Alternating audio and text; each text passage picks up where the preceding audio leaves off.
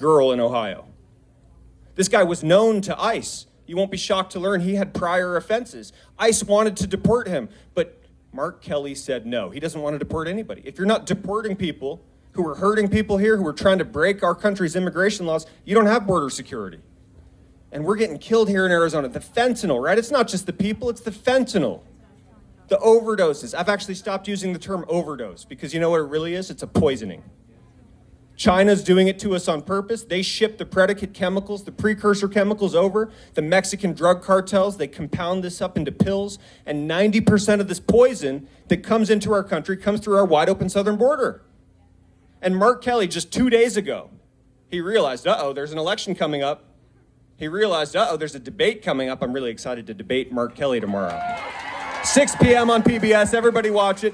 But just yesterday, Mark Kelly introduced a bill, the Stop Fentanyl Act or whatever. He waited, he did nothing for 22 months.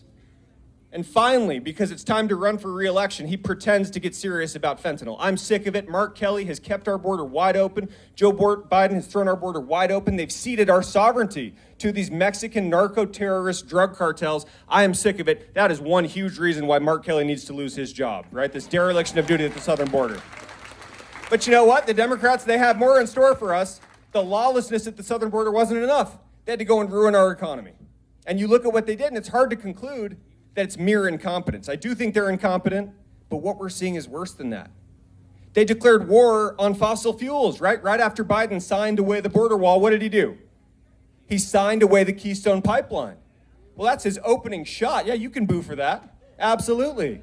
No, he declared war on oil and gas in a country that is still mostly powered by oil and gas. Well, if you declare war on American energy, what do you think that's going to do to the price of energy?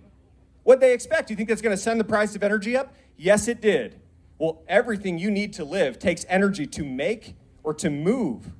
And so when they made energy too expensive, they caused inflation. They made everything you need to live too expensive. That was the left hook. And then the right hook was these people spent $7 trillion. They printed $7 trillion and they spent it in the last 20 months. And you don't have to be a PhD economist. Actually, PhD economists don't understand this. But normal people do. Normal people know that when the government prints $1 trillion, it makes every dollar in your wallet less and less valuable. It sends prices at the gas pump. It sends prices at the supermarket. It sends rent skyrocketing. And they've quickly made America dangerous and unaffordable. And I'm just so sick of it. And now the cherry on top, of course, is the Inflation Reduction Act. Don't you love how they call it this? It's like Obama's Affordable Care Act. You think that made healthcare affordable? No, it's always the opposite. Inflation Reduction Act. It's going to send inflation sky high. It's a $700 billion tax and spend bill, a down payment on the demented Green New Deal. And Mark Kelly, he said no to 18,000 more Border Patrol agents and yes to 87,000 more IRS agents. He kept the border wide open. They don't care about border security. They care about coming after you, rifling through your wallet, and stealing your money. I'm just so sick of it. Now, here's the good news.